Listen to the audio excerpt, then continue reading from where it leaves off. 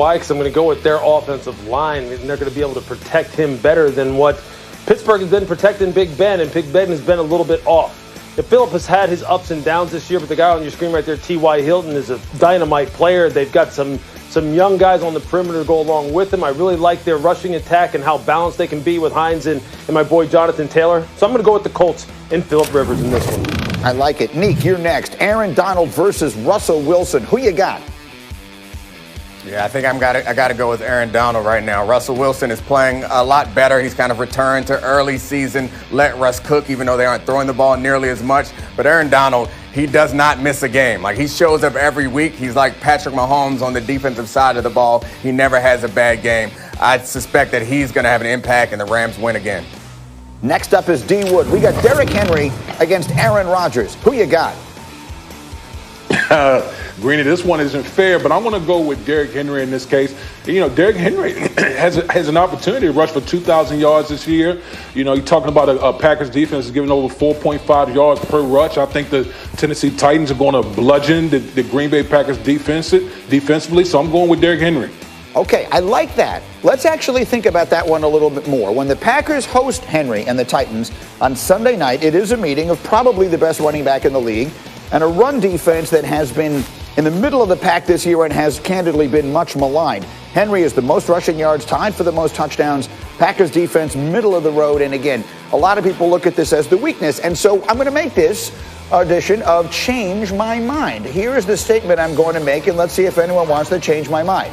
If the Packers shut down Derrick Henry this weekend, then I will come in here Monday and I will say they, the Green Bay Packers, are the team to beat in the NFC. That is their ticket to the Super Bowl. It's the one thing they haven't been able to do. So, Louis Riddick, do you want to change my mind? If I say to you, if the Packers shut down Derrick Henry, they're on their way to the Super Bowl.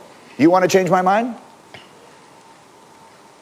Yeah, because they're not going to shut down Derrick Henry. So I don't think I'm really going to have to address this. But nevertheless, yeah, you know what? Look, this is a football team. Look, Arthur Smith, the offensive coordinator in Tennessee, absolutely knows exactly who they want to be offensively. And they know exactly how they want to attack you. And I'm not going to say that you automatically have to go back to the NFC Championship game a year ago and remember what Kyle Shanahan put on the Green Bay Packers as far as a running clinic.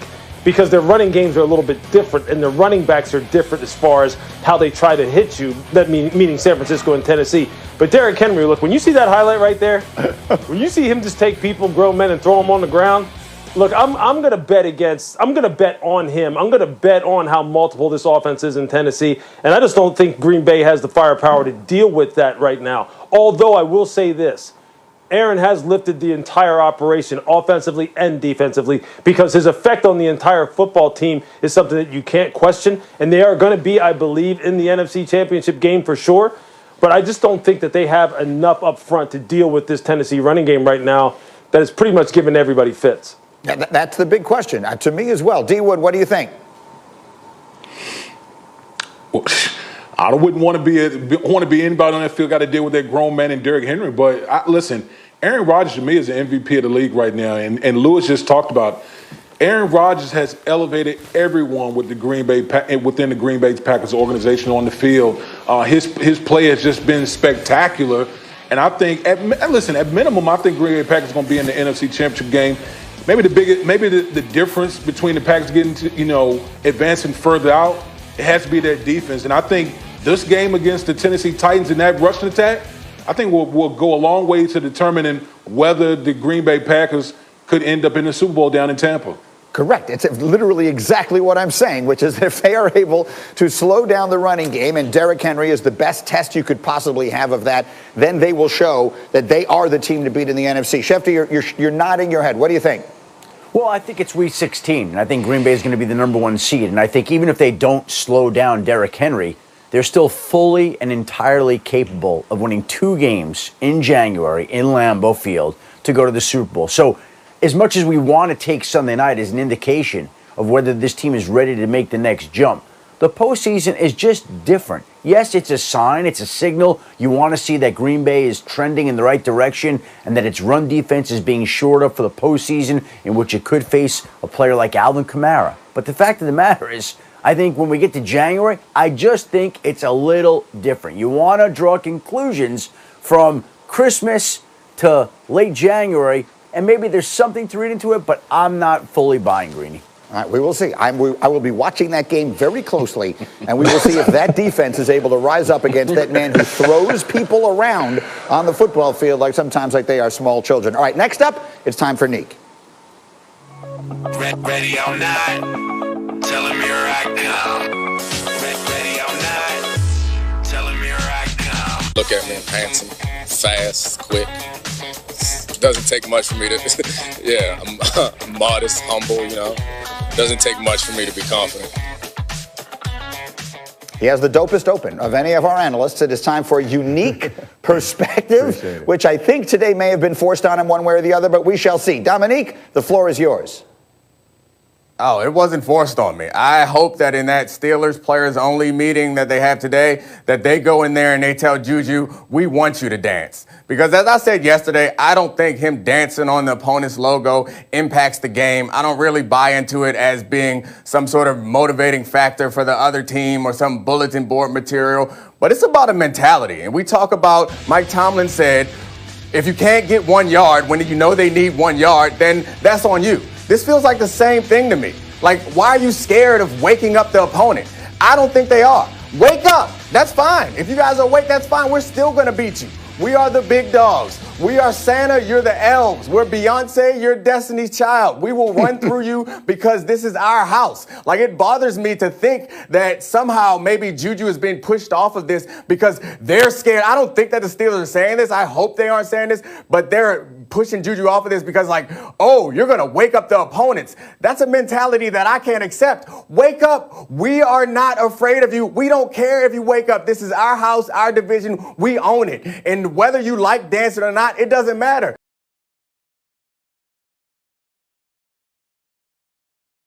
Juju's your guy. Juju, if you like to dance before the game, you know what? Dance. If my dog Juju want to dance, he going to dance on your emblem. He going to dance in your end zone, dance wherever you want. On 4th and 1, we going to run through you. That's the mentality that I believe the Steelers tend to have. I think it's the mentality that they actually have in that locker room right now. So I hate the idea that somebody is going to be tipped. That's just not a football, at least not a defensive mindset. We're going to be tiptoeing around. Oh, we don't want to upset them. We don't want to give them bulletin board material. Let's not step on this paint because it's going to upset them. Maybe they'll beat us. I don't care. Come out. We don't play the game on a bulletin board. We play the game on the field. So shut up. Dance if you want to dance.